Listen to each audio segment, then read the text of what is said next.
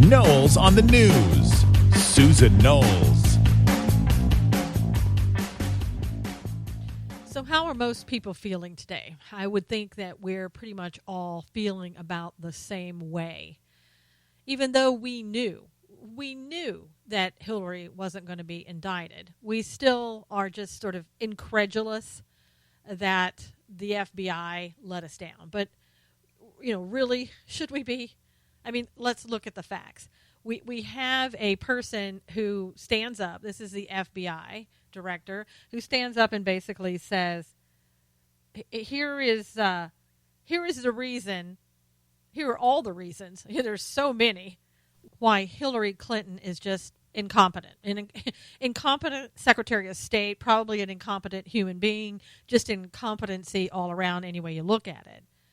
So here are, 110 emails that were classified, and she says, "Oh, well, I didn't get any classified email and I didn't send them out." Now, I know I said that a little bit too quickly because she would have said, "I didn't get any classified information," because she picks and chooses every single solitary word out of her mouth so that she can be somehow correct, that she won't be held accountable for what she says later on.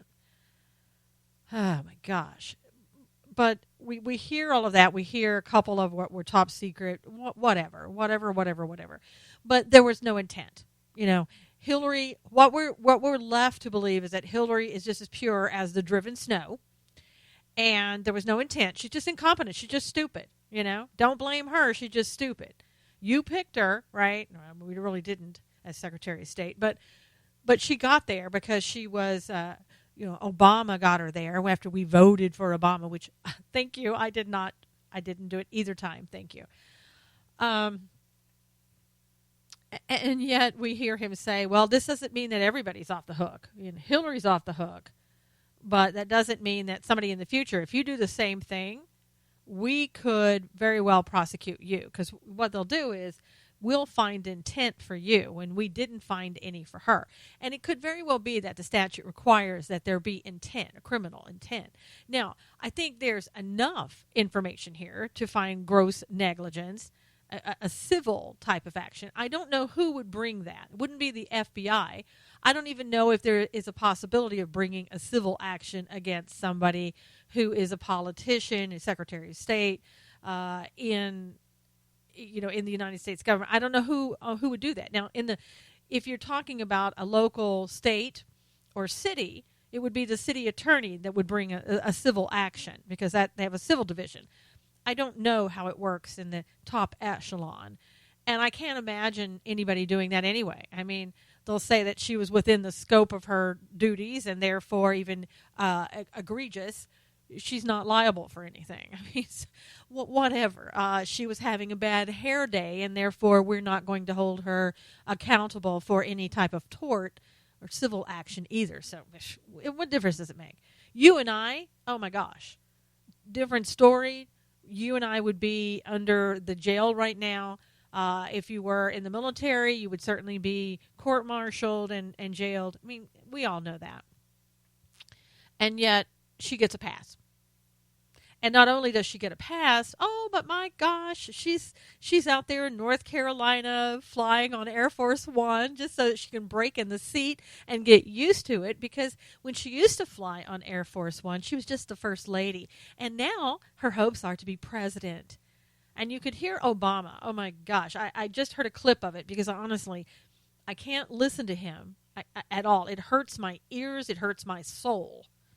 And when I listen to Hillary, it's the same thing. It's just, you feel it permeate your body and you just want it out. Get out, And you hear him saying, in his fake accent, whenever he doesn't want to say something, whenever he has to, say something he doesn't like and it's not very palatable, he gets that, well, she's going to be the next president of the United States. I mean, he sounds like some evangelist pastor who's up there trying to give a speech back in the 1960s or something. I mean, it's just really obnoxious. He doesn't talk like that. He never has talked like that. It's kind of like when Hillary does that fake Arkansas accent.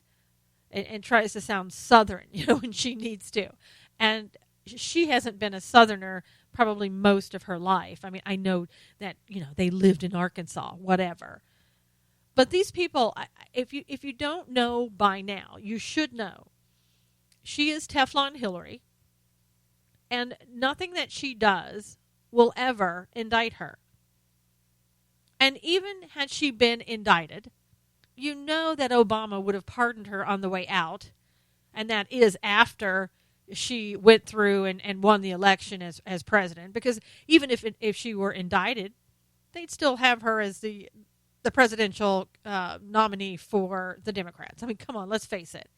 They would have said, oh, this is a setup. This is just the Republicans doing what they normally do. We need to just keep this going. Let's let this woman be our next president. And then, it would have come down, perhaps she's guilty. And Obama would have said, oh, well, you know what? I can fix that before I get out. I'll just go ahead and wave my magic wand. I'll pardon her. And here's your next president right here. She's ready to go. I mean, nothing stops these people. Absolutely nothing. And it's just, we just sit here as the American public going, how did this happen? Well, I tell you how it happened. It happened a long, long time ago in a land far, far away. Not far away enough, but far away. When Hillary and Bill decided, when they joined forces, that they were going to be in the White House. Now, for Hillary, probably at the time when she decided that, way long time ago, maybe in the early 70s or somewhere around there, it wasn't, women weren't president of the United States. They had no possibility of becoming president. It wasn't illegal or anything. It just wasn't going to happen. And somewhere along the line, that changed, of course, and she said, Bill, you will help me become the next president of the United States. And, of course, he will do everything in his power to do that. And we see, potentially, he did everything in his power on a small little plane in Arizona. You can only imagine what was said. I'm imagining, Loretta, you've served me well. And you're going to continue to serve me well. And if you want to be on the Supreme Court, you'd better get in line and do what we're telling you to do. And you know what? Look for her to be appointed on the Supreme Court in the event that Hillary is elected president of the United States. I mean, I have never seen our government this bad in my entire life. Now, maybe at times there were corruption, and there was corruption, and things happened and we weren't told about, I'm sure. I'm sure.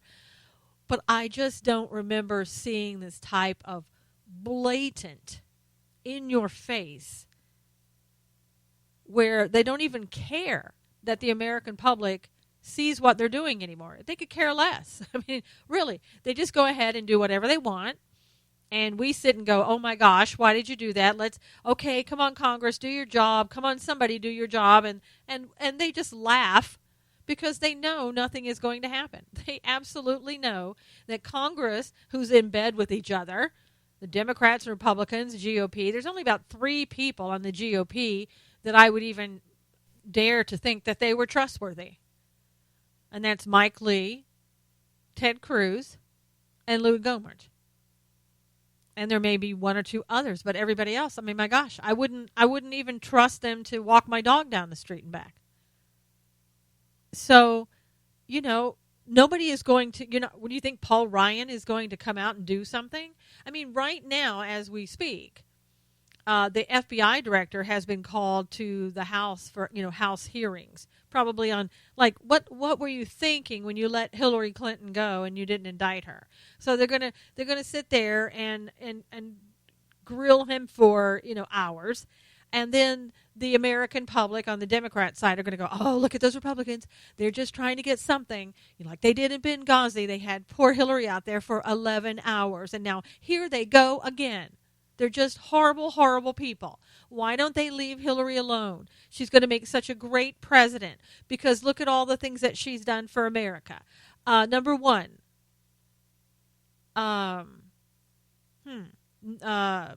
number 2, because They can't think of anything. All they know is she's a woman, and it's time for America to have a woman. Yeah. Yeah, it was time for America to have their first black president, although I thought that was Bill Clinton because, come on. But it was time for that to happen, and look where we are. We didn't care about his qualifications. Well, we cared about the spew that was coming out of his mouth and how he was going to transform everything and make this such a great place because it was just so bad before. And many in the American public bought that and said, "Oh, wow, let's get on board." I don't think many knew that that he was going to transform it to the point that he's transformed it where we don't even recognize it anymore. But they believed that he was going to do something different than anybody else had ever done before. And so we get a president, an incompetent president, who basically had lied to us about the Iran meetings for the nuclear treaty. They were going on before they even announced that they were doing the treaty. And again, nobody is going to care because they're going to say, so what? It's going to be just like Hillary with Benghazi. It was such a long time ago. What difference does it make?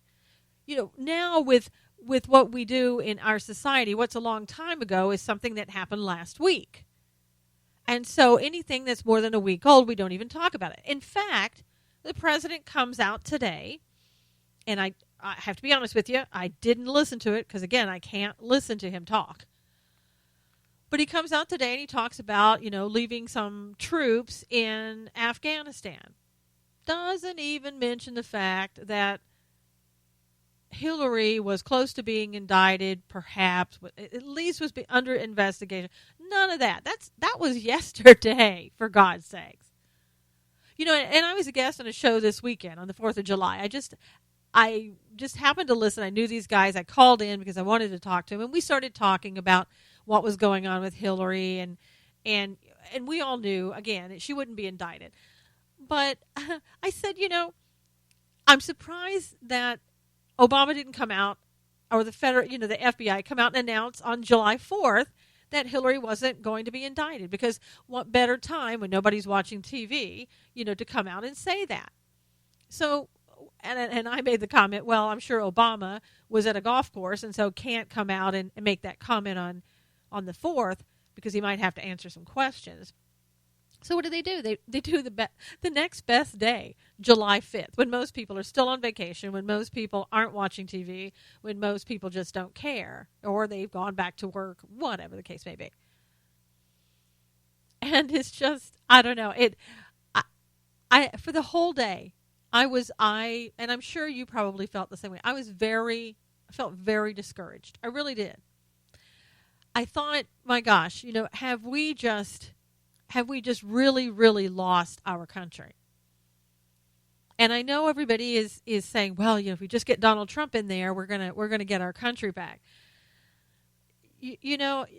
As I've said over and over, you can't put your trust in one person, because I really doubt, for any candidate, whatever they say they're going to do when they're on the campaign trail, 9 times out of 10, they either don't do it, they do something just the opposite, and occasionally they will do what they say they're going to do. I mean, in a discussion I was having with somebody, people were saying, I don't really believe that Donald Trump is going to build that wall.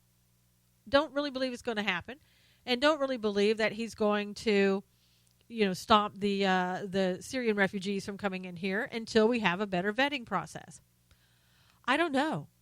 I don't know what he's going to do, because I don't know anything about Donald Trump other than the fact that he's a businessman and he's made a lot of TV shows. That's all I know about him. I don't know how he will be as a president. I know what he says. I know what he promises. I know he changes his mind, just like a lot of other people do. So I don't know. I do know what Hillary's going to do, and whatever that is, it's not going to benefit the American public. I can say that. So, it's a toss-up any time that you get a candidate, whether you know them or not. And I think this country is in a lot of trouble. We really and truly are in a lot of trouble. And as I said when I was a guest on the other show, don't underestimate the power of voter fraud. Because even you and I both know right now the polls aren't as they claim to be. One day Hillary's way far ahead of Donald Trump, and the next day he's beating her. The media is going to try to make you believe anything that they want you to believe. They're going to be all in for Hillary, just like they were all in for Barack Obama. And I know people were saying, well, yeah, but they don't really like Hillary and they're not going to be all in for her. No, at a certain point, when nobody else is left, when it's just Hillary and whoever else, Donald Trump, and Bernie's gone, they're going to turn all of their attention to just skewering Donald Trump and supporting Hillary. We see it all the time. That's the way it's going to be. I mean, you remember in the beginning when Donald Trump was trying to get Ted Cruz out. Donald Trump got so much airtime, it was amazing. And what's happened now? He's not getting as much as he used to get. Hillary's getting far more, I believe, than what he's getting. And so we see the machine doing what the machine always does. And that is get behind the progressive. They always do that. And it's a very critical point that we're at right now in regards to who is Donald Trump going to pick as his VP. I know you've heard me say before, if he's really serious about winning, he would get somebody like Colonel Allen West. I still believe that. You need somebody who is a real kick butt type of person, but somebody who has earned the right to be that. He was in the military, he jumped out of airplanes, the guy is not a lightweight, okay? And I think he would lend a lot of credibility to what Donald Trump is trying to achieve. And I'm really leery about the other people that supposedly he is vetting.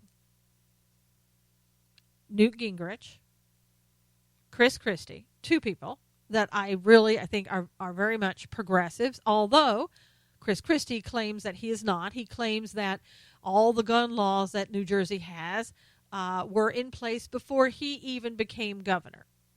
Don't know if that's true. I've done some research, and it's kind of hard to tell, but he may be truthful when he says that.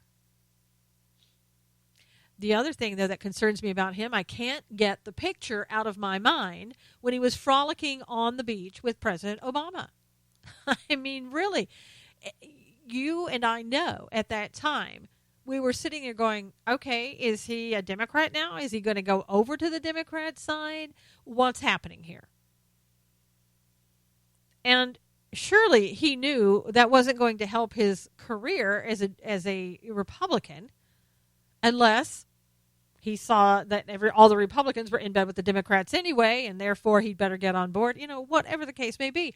But for me, I can't get that out of my mind, and it's a complete fail for me.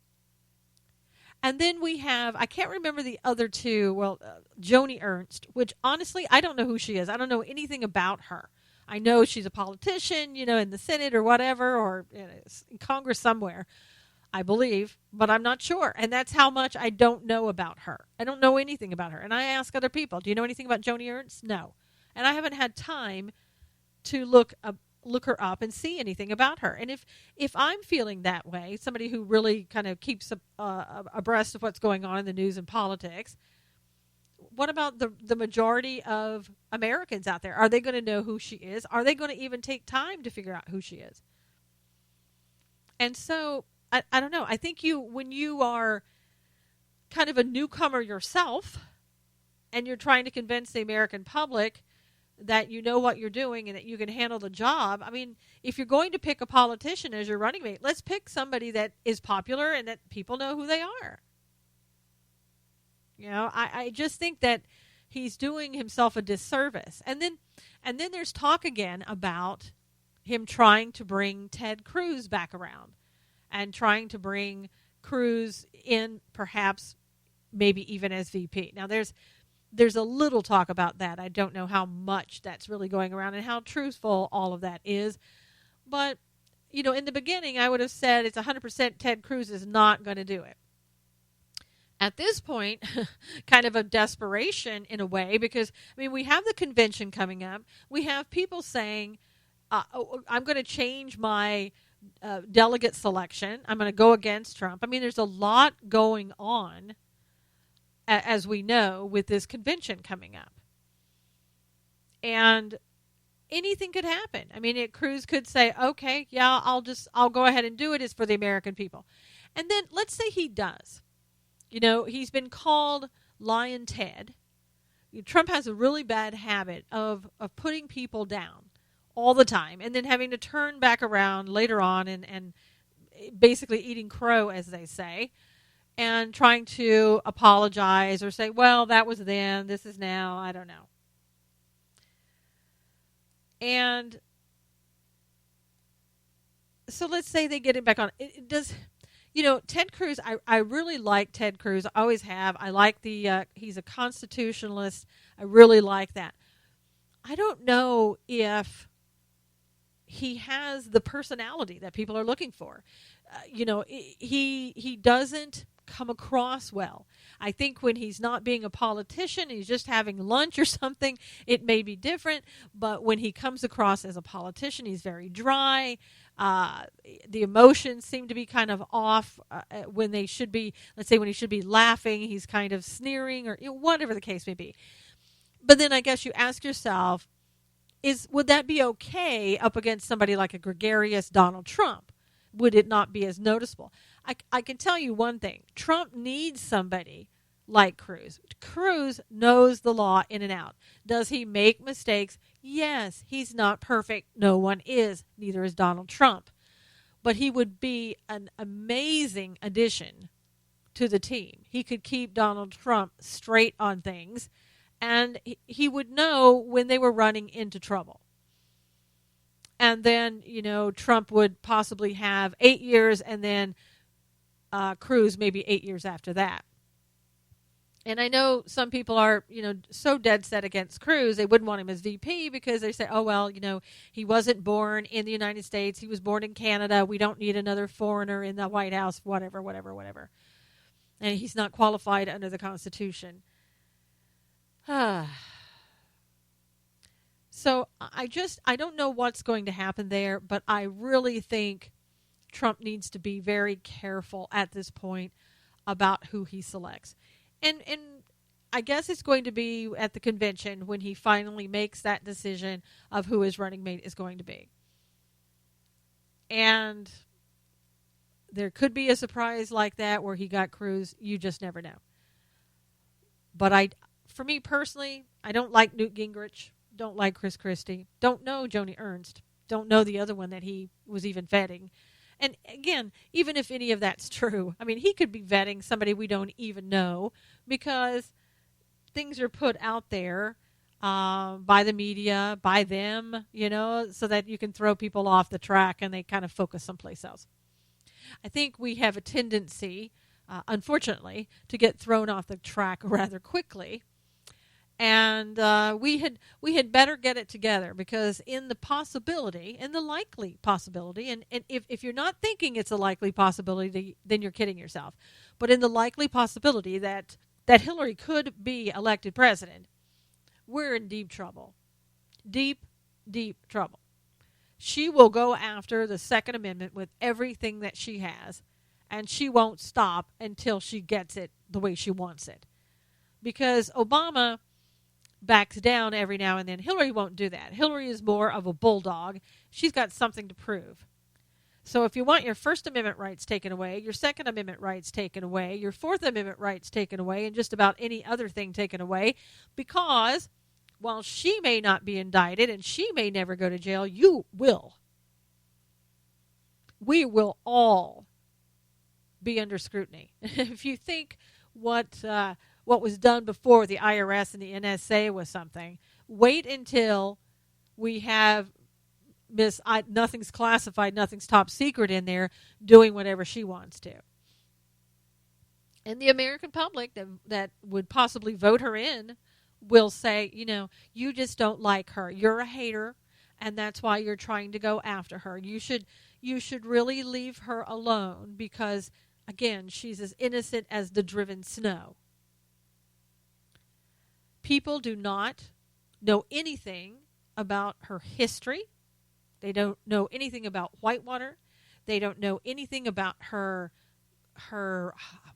what's the right word I'm looking for? Her overpowering love.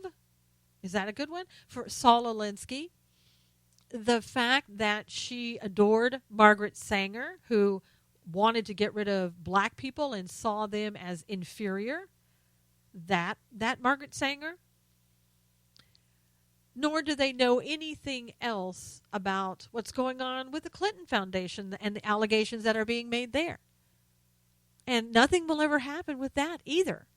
You know why? Because we know that Loretta Lynch and Bill had that nice little conversation on the plane when he was still a possibility of somebody that they were looking at, and along with Hillary, for the Clinton Foundation, along with the emails and everything else.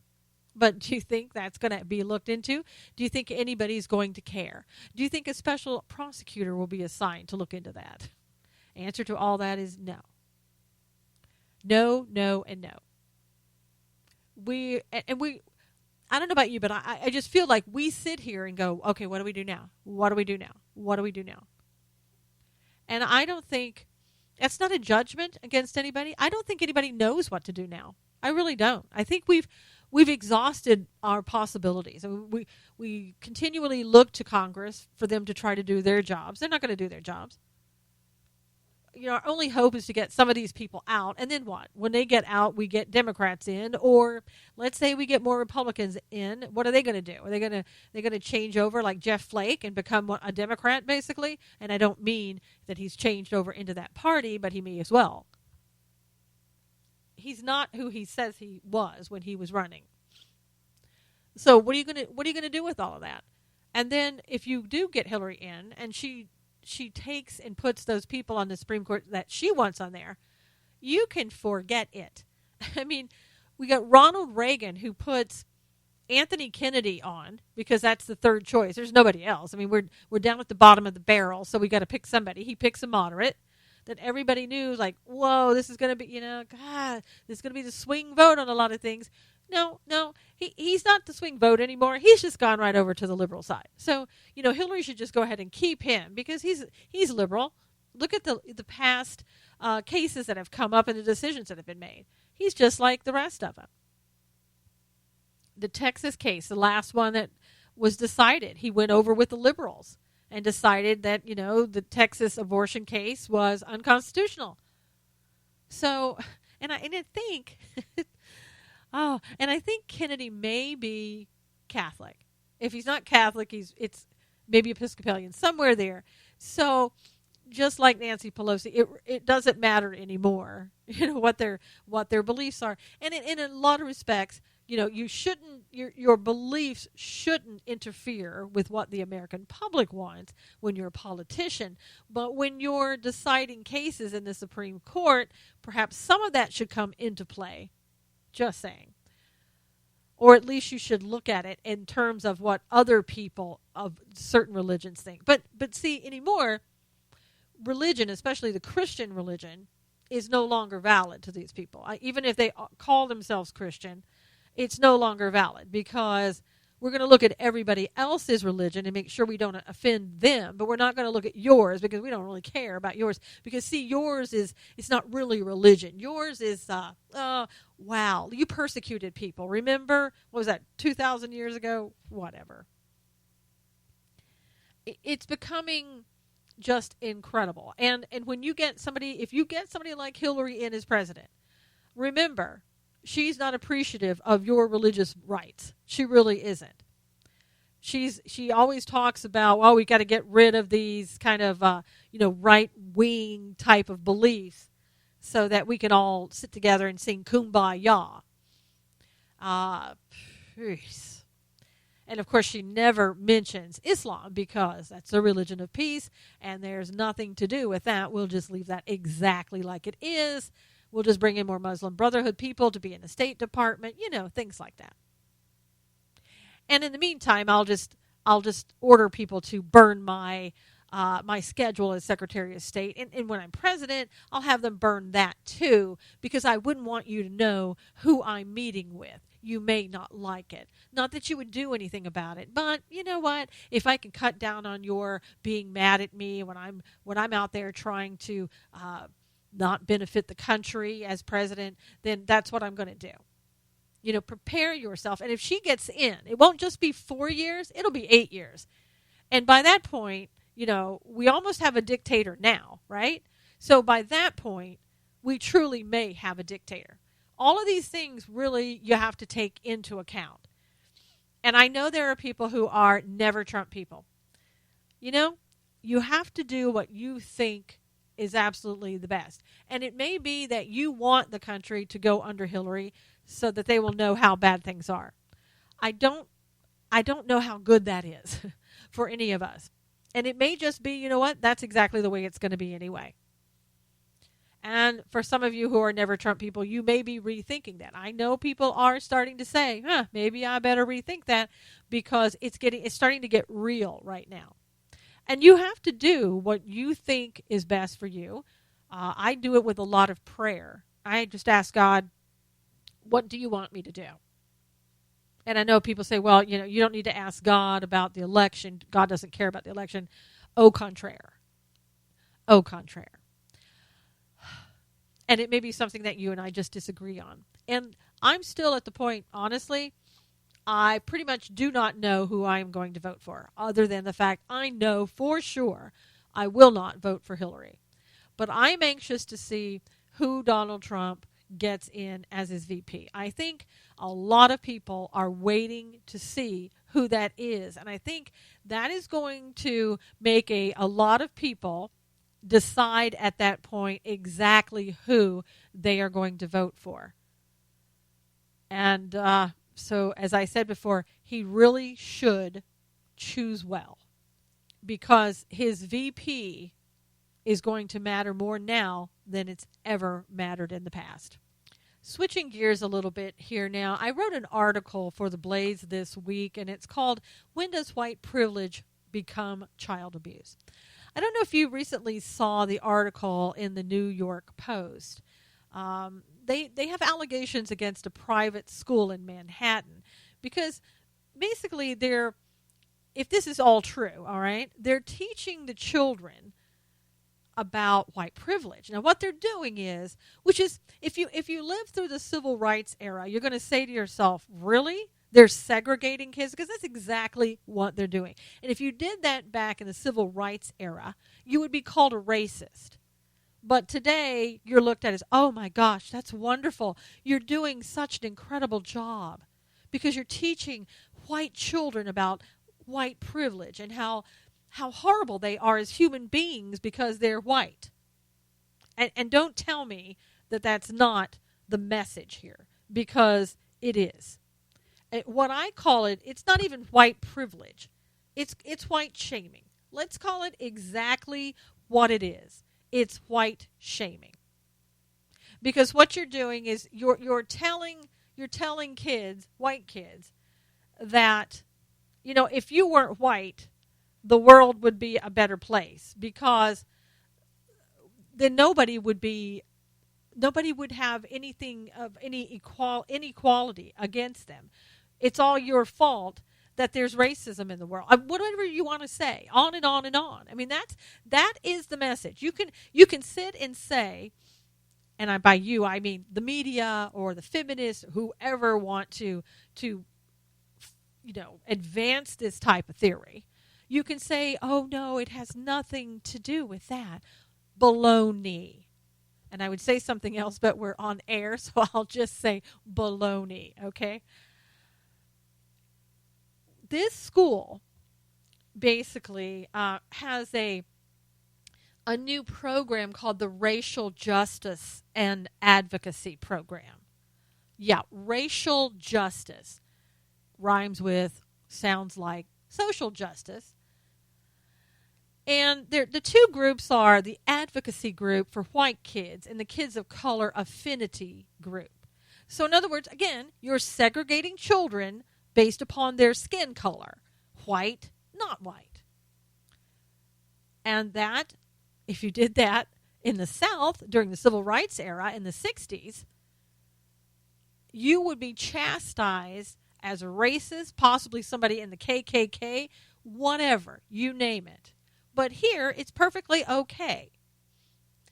And white children, beginning as early as age 6, are allegedly told that they're born racist. You know, that, again, you're the cause of all of our problems. If you weren't white, if there weren't white people in this world, everything would be just fine. But because you're white, you have some privilege that you get by virtue of being white that everybody else doesn't have.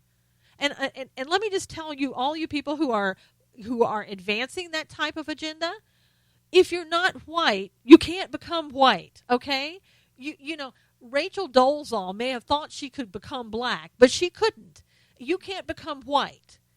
So what that means is anybody who is white for the rest of their lives are going to be blamed, and you're going to be okay with that. Well, guess what? I'm not okay with that. I'm not okay for you blaming all of your problems on the fact that people are white and you're not. Just like it would be wrong for white people to say that all of their problems are because you're not white. It's ridiculous. It's insanity. And I know we're holding on in this society right now and trying not to go over the deep end. But this school, allegedly, if this is true, they've gone over the deep end, and society is just, going with them. They're just jumping off right with them.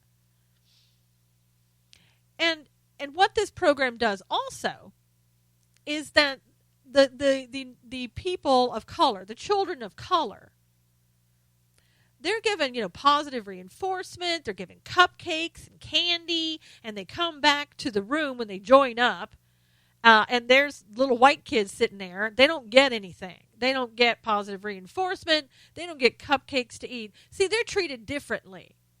They're treated like they're less than. Again, let me refer you back to the Civil Rights era, when that did happen, when black children were treated differently. It wasn't okay. It wasn't okay then. It wouldn't be okay now to do that. So why is it okay to treat white kids differently than children of color? It's not. It's abusive. It's called emotional abuse. That's what it is. I mean, call it by whatever name you want. Doesn't have to be a psychological or scientific name. Just your common sense, everyday. It is emotional abuse. Now, I looked up a leading mental health network that's run by mental health professionals, and somebody had written an article about what is emotional abuse. Now, I know what emotional abuse is. You know what it is. But they've put it into different terms. And some of the terms that they've said is emotional abuse is when it includes humiliation, degradation, discounting, negating, judging, or criticizing. Tell me how what they're doing here when they make white children feel like they're doing something wrong, that is not humiliating, degrading, discounting, negating, judging, or criticizing. Because that's exactly what it is.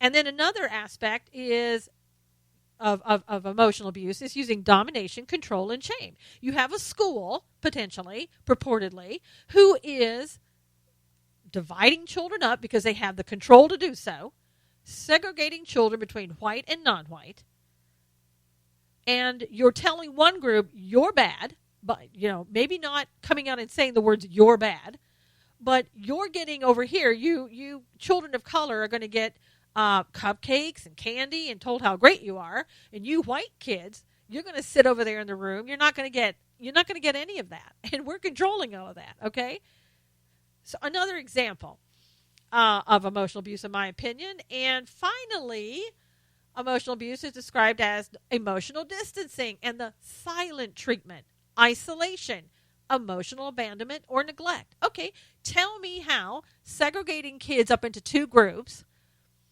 having one group go into a room where they're given cupcakes and other treats, but this other isolated group gets none of that, and they get no positive reinforcement. They get nothing rewarded, nothing. You're not going to tell me that's not isolation? Come on.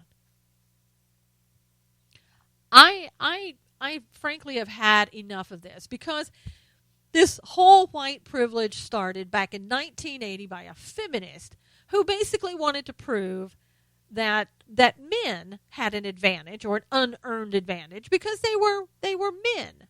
And especially, went over from men to kind of like white men, and then it went from white men to, oh, you're white in general, so men and women, because you're white, you have an advantage, an unearned advantage over everyone else, and therefore white privilege was born. So it had nothing to do really with the struggles of non-whites. It had to do with a feminist who basically didn't like white men, or men in general, I guess, and wanted to say, you get a privilege over us females that we don't get. Now, all of us know that when we were growing up of a certain age, you did see that out there in the world, that men did get, by virtue of being men in the business world, because there weren't really any females in the business world, they did get an advantage. Now, was it unearned? No, I don't think so. They did earn it, and women just hadn't decided at that point, or didn't have the ability to get into the business world. And are there still some prejudices against women in the business world? I say there still is a glass ceiling in a lot of respects. It's getting a lot better. And women are paid differently. And you could argue, yeah, but they're paid differently because a lot of women choose different types of positions that aren't on the same level as some of the men in their careers, and women stay home to have children, which some say may or may not be fair. Okay, all of that. I get all that, all right? But coming back to the article, when you start involving children and you start setting them apart and making them feel bad, because, I'm sorry, at 6 years old, you don't understand what people want you to understand about what white privilege is. All you understand is that you're separated from the rest of your class, and you look around and you go, wow, everybody in here is white. And what happened to the Hispanics we had in here, the Asians we had in here, the African Americans? Where did they go? Oh, don't worry. Don't worry, little Susie. All of those people are over having cupcakes and treats, and you're not invited. You know why? Because you're white. And then you start feeling bad because you're told, basically, you're racist. You were born that way. You were born with an unearned privilege because you know why? You're white. And you should feel bad about that, because you're just bad. That's all. It's white shaming. Call it what it is. White shaming. And when you start adding children into that mix, and you start saying that to them, to me, that's emotional abuse. And what I'm wondering is, parents of that school, if this is really happening, and some of the comments that I read, parents are saying, this is happening, and, this is horrible. Okay, what are you going to do about it? This is a private school. Take your children out of the private school. You have the ability to do that in either a private or public school. Now, have you gone to the school board? Have your parents, gotten together and said, we're not going to have this at our school? Are you out of your mind? What are you going to do about it? Sitting and making comments anonymously is not going to stop the practice of this school and perhaps another school and another school and another school.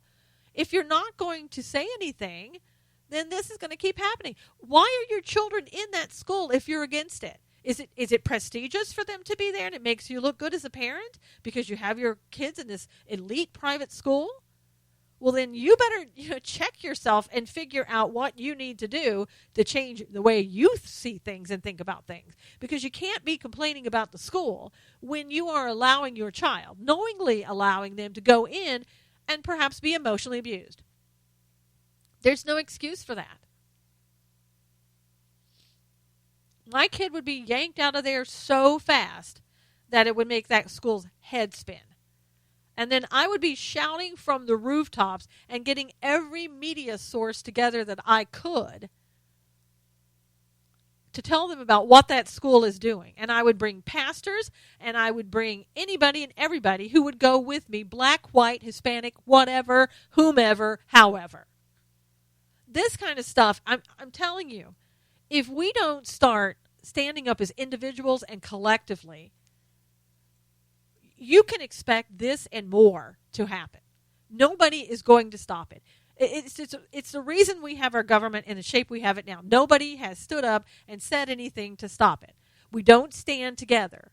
We really don't. I mean, look back for a year ago when in school meetings they were arresting people who stood up and spoke out against the school board, for God's sakes.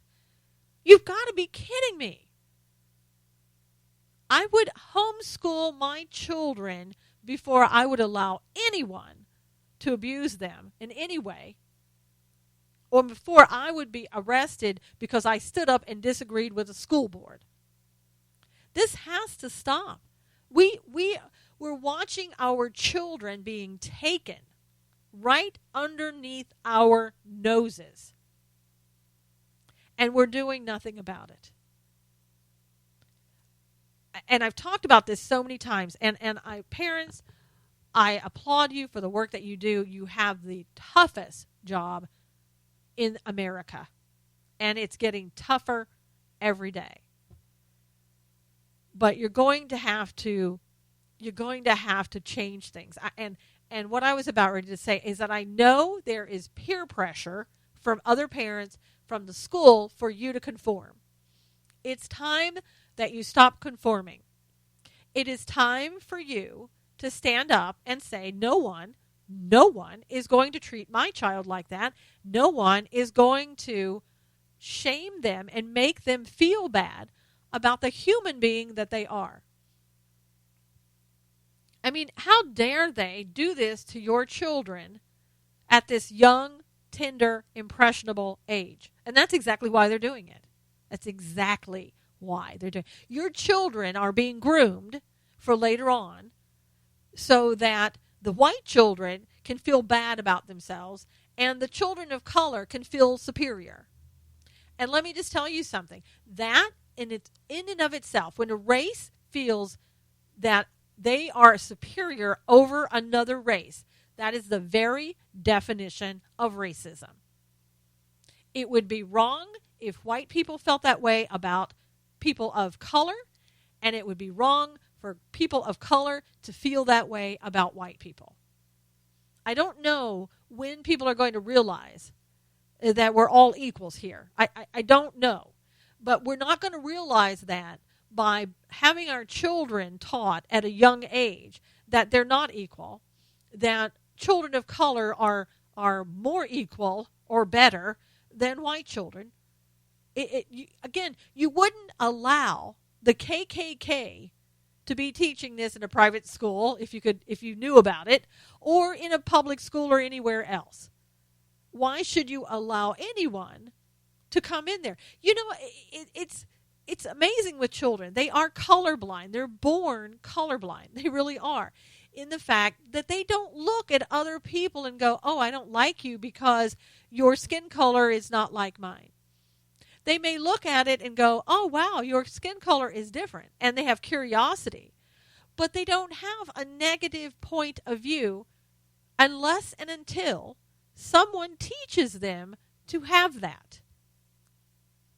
And then when you have potentially a school who is teaching your child that, come on, how dare you sit and be silent? How can anybody be silent? And that's exactly why I wrote this article.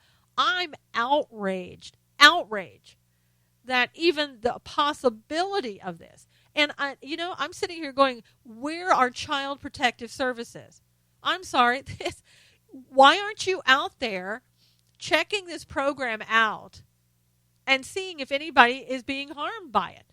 Looking to talk to the children and see how they feel about themselves, and you're gonna hear some horrendous, sad stories, I'm sure, from these little kids coming up and telling you how bad they are and how wrong they are and what they've done and how horrible it is to be white. Shame on those people who are doing that to these little children.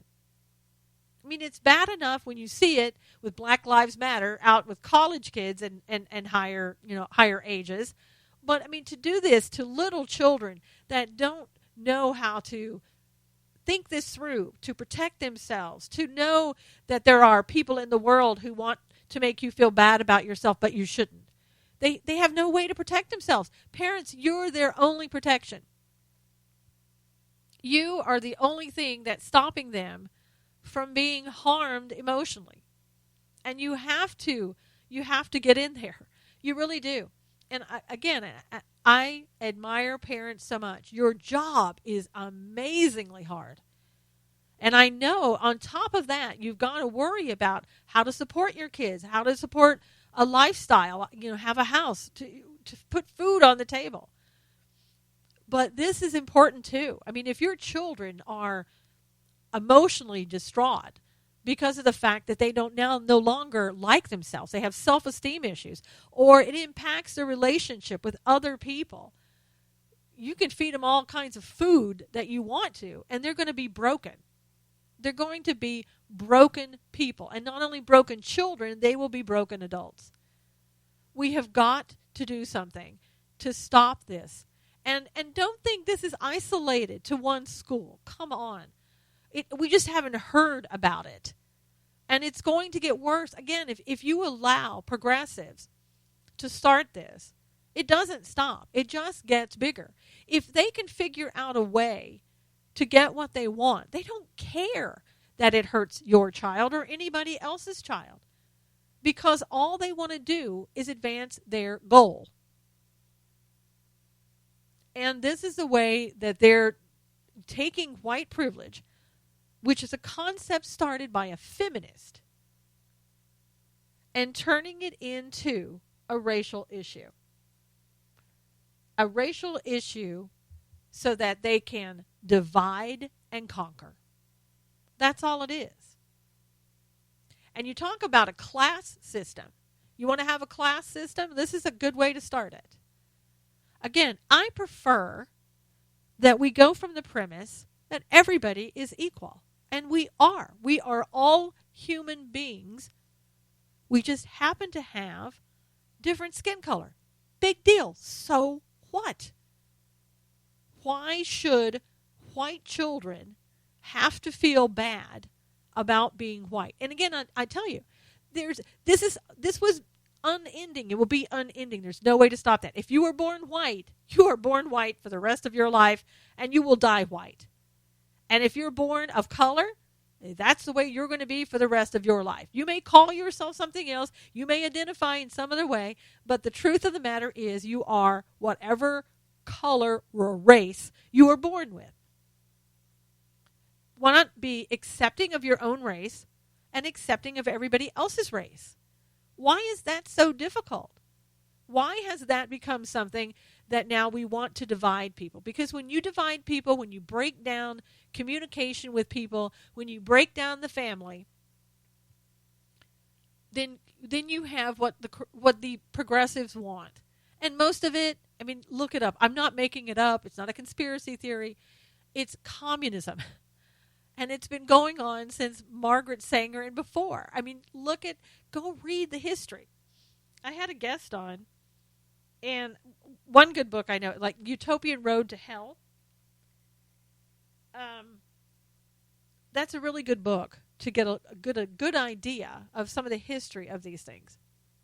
But there are plenty others out there. There's Paul Kengor, Kengor. He has some really good books out there about what they're trying to do to break down the family and the reasons why. Why Saul Alinsky did what he did. Why Hillary does what she does.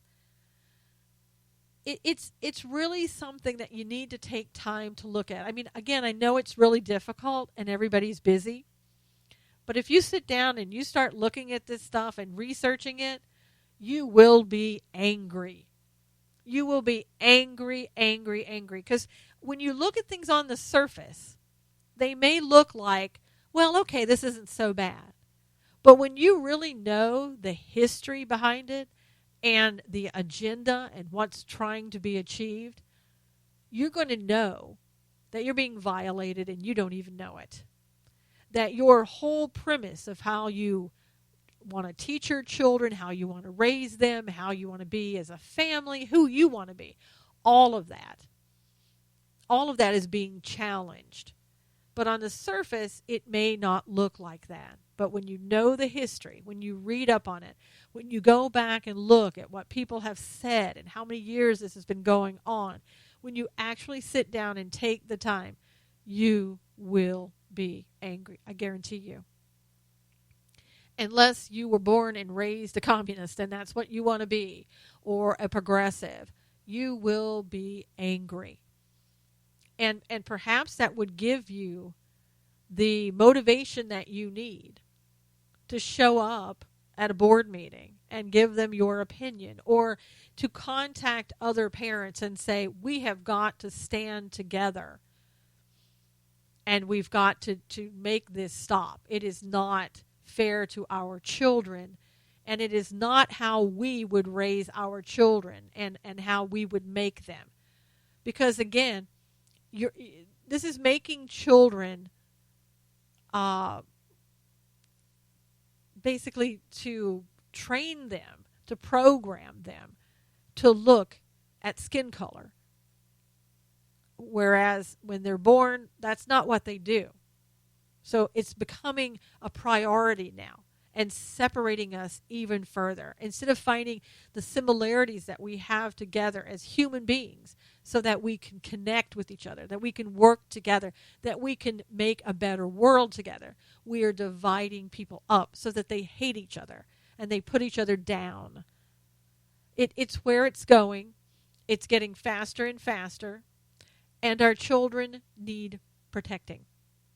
And the rest of us, whether it's involving children or not, somehow, some way, we're going to have to start banding together to confront these issues and figure out a way that you stop these people. I know that we have the Convention of States that people are really talking about, and I know the person who is spearheading that. I went to law school with him.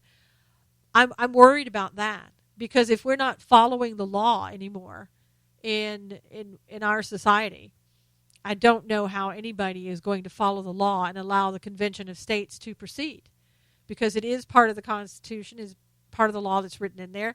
But who's going to care? And I wish this Convention of States had taken place a year ago, and it needs to hurry up and let's go and give the states back the rights that the states have and try to get our government under control. But this is what happens when you get a huge government.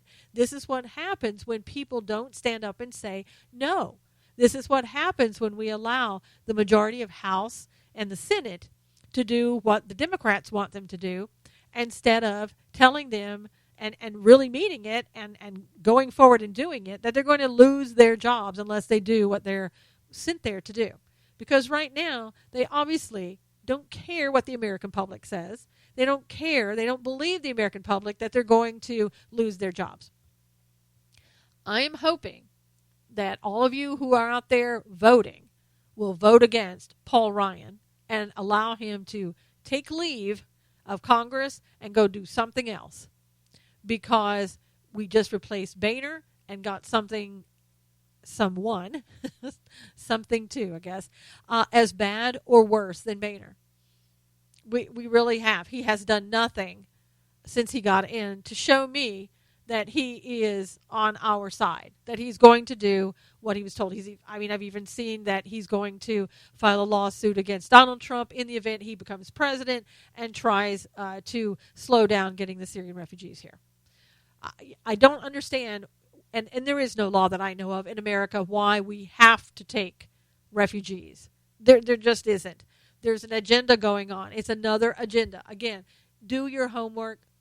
Read all that you can. You're going to need to know what's coming and basically what is already here. You have to be prepared. We have to prepare more ourselves for the battle that's coming. It's an uphill battle. So do your research, get together, talk about solutions. We'll do whatever legally and morally that we need to do in order to get our country back. We've lost our country in many ways. We just need to try to figure out, is there a way to get it back so that we can recognize some part of the United States anymore? Because I don't know about you, but it hasn't seemed like the United States for a very long time, at least the last 7 years. And I'm not happy with it. I know you're not happy with it. So, have a great week. Be kind to yourself. And I'll see you again next week. Until then, God bless you and take care.